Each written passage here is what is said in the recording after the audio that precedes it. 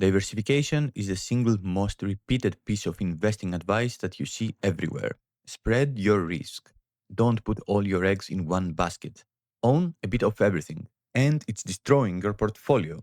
Not because it's wrong in theory, but because most investors are using it as a substitute for a real strategy. And there is a big difference between being diversified and being structured. Today, I'm going to show you exactly why. Picture this. It's January 2024. You've been investing for about a couple of years. You've done a lot of reading. You own an S&P 500 index fund, as you should. You bought some individual stocks, a few names you believed in that seem to have some good potential. You have a dividend ETF for passive income, because who doesn't like passive income? You also have some bonds because you read that a balanced portfolio needs them and it's pretty much guaranteed returns. You also have a little bit of Bitcoin because you didn't want to miss out entirely. You also have a small Solana position because someone mentioned it. Some speculative small caps from a tip you read online, and some cash sitting in a money market account. 8 positions, stocks, bonds, funds, and a little crypto on the side. A properly diversified portfolio by every definition. Now look at what actually happened across 2024. Your S&P 500 ETF did great, up 25%. Your dividend ETF returned 12%. Your bonds basically went nowhere, Bitcoin nearly doubled, up 121%, Solana was the best performer in your entire portfolio, up 205%. But your individual stock picks lost money, they're down 18%. Your speculative small caps got cut nearly in half, down 42%. Net result for the year, plus 25.4%. You made money, it was a good year. Except the S&P 500 alone returned 25%. One fund, 0 decisions, 0 stress. You built an 8-position portfolio, researched every holding, tracked it all year, watched your stock picks bleed, and ended up exactly where you would have been doing absolutely nothing, just holding that S&P 500 index fund. Let me show you the math in detail. Let's assume a conservative $10,000 invested across these 8 positions. Your S&P 500 ETF was your biggest holding at 25%. It returned 25%. That moved your portfolio by 6.3%. Individual stocks, you put 20% there. That's $2,000. They lost 18%. That cost you 3.6% of your total portfolio. Bitcoin.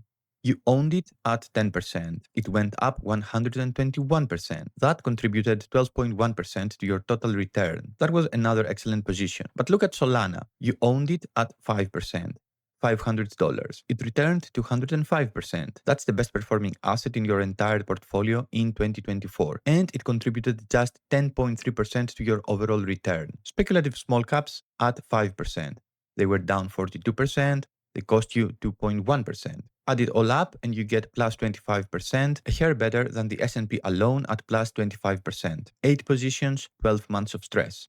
They matched the index performance doing nothing. The problem here is not that you owned the wrong assets. Bitcoin and Solana were outstanding in 2024. Your index fund did its job. The problem is how you sized everything. And that sizing problem is the entire point of this video. Look at this directly. On the left, your actual allocation. We have Solana at 5%, Bitcoin at 10%, individual stock picks at 20%. That's your second biggest position. Bonds and cash together at 20%. Solana returned 205% and you only felt 10.3% of it, because it was only 5% of your portfolio. On the right-hand side, we have what a structured portfolio looks like. Your foundation assets, S&P 500, dividend ETF, bonds, weighted heavily towards things that are stable and predictable. Your upside bets, Bitcoin and Solana combined, they sit at a meaningful but safe 20% allocation.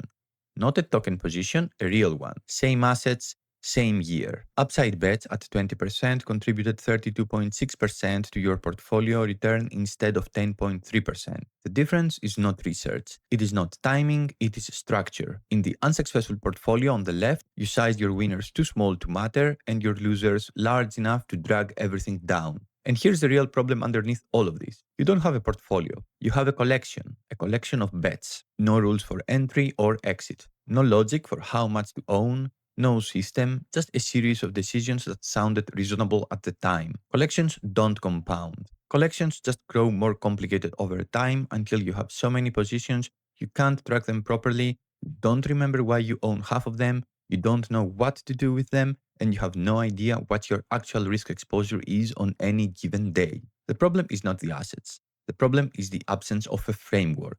So, what does a real framework look like? It starts with one question. What is the actual job of each dollar in my portfolio? Some of your capital has one job: to grow steadily, protect against inflation, and never blow up. This is your foundation. It should be the majority of your portfolio, around 80%. It includes your broad market index funds, your dividend paying stocks, your bonds, your yield generating assets. These are not exciting. And that is exactly the point. When markets drop 20% in a quarter, this side of your portfolio makes you feel nothing. Not because you are ignoring the news, but because you build it to survive exactly that. It does not need your attention, it compounds quietly while you sleep. The other 20% has a completely different job. That is asymmetric upside. These are your high conviction positions where a relatively small amount of capital, a defined sized amount, has the potential to generate the kind of returns that a diversified index fund simply cannot match. This is where Bitcoin lives. This is where Solana lives in the right cycle, not as a token 3% position you barely notice, as a real, intentional,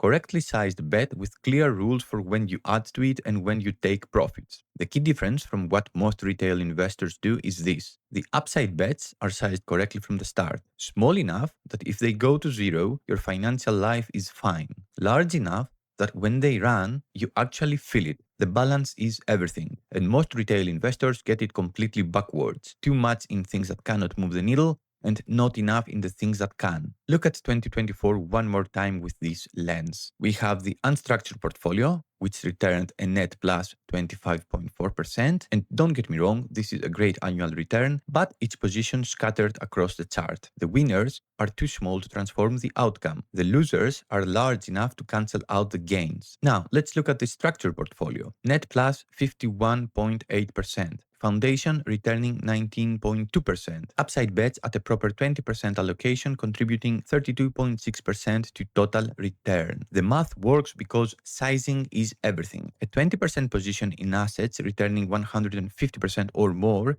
moves your portfolio by 30% or more. A 5% position in the exact same assets moves it by 10%. Same conviction, same research, completely different outcome. Only variable is structure. Here it is visually.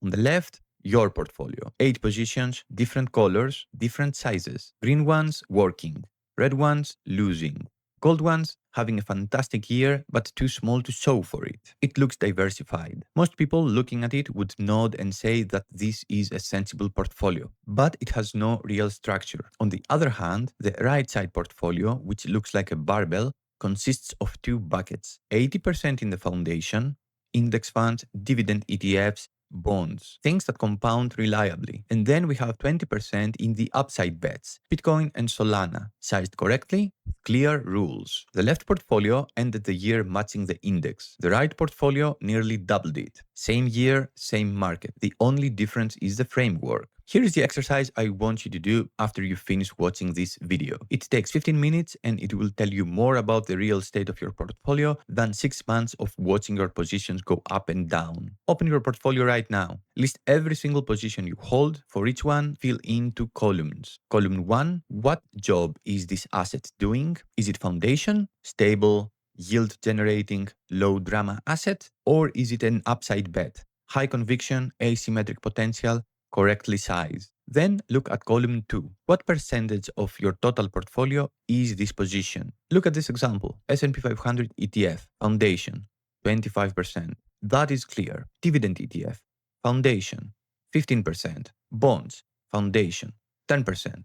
Clear. Bitcoin, upside bet, 10%. Clear. Now look at the problematic rows. Individual stock picks at 20% of the portfolio. What job are they doing? Are they foundation assets, stable, predictable, yield generating, or are they upside bets, high conviction, asymmetric? Most people cannot answer this. They are neither. They are just stocks someone liked at some point for some reason. Speculative small caps at 5%. Long-dated options at 7%. We have question marks on both. The rule is simple. If you cannot answer column 1 with a clear and specific answer, that position has no business being in your portfolio. Not because it is necessarily a bad asset, but because without a defined job, there are no rules for it. No exit criteria, no sizing rationale, It will be managed entirely by emotion, and emotion is the most expensive way to run a portfolio. Most investors who do this exercise find the same three problems. Problem one, positions they cannot explain.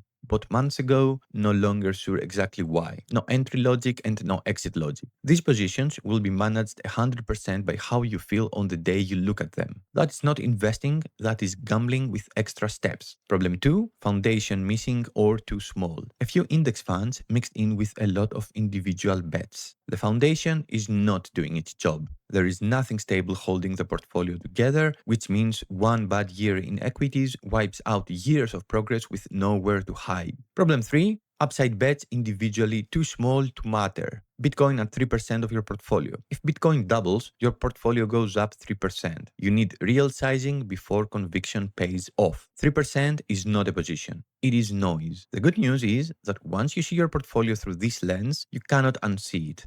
And fixing it is not complicated. It's just about being intentional. I want you to ask yourself one question. If you had to rebuild your portfolio from scratch today with the same total capital, knowing what you know now, would it look exactly like this? Or would it look different? For most investors who have been at it a couple of years, the honest answer is different. The gap between what you have and what you would deliberately build, that is your work. Not all at once, not in a panic, but methodically with a framework over time. To this end, I've built a free tracker that walks you through the audit exercise we just covered. It maps every position by job, calculates your sizing automatically, and shows you clearly where your portfolio is balanced and where it needs work. The link is in the description. Completely free, no cuts. Thank you so much for watching. If you found this video helpful, please subscribe to catch the next one. I'll see you there.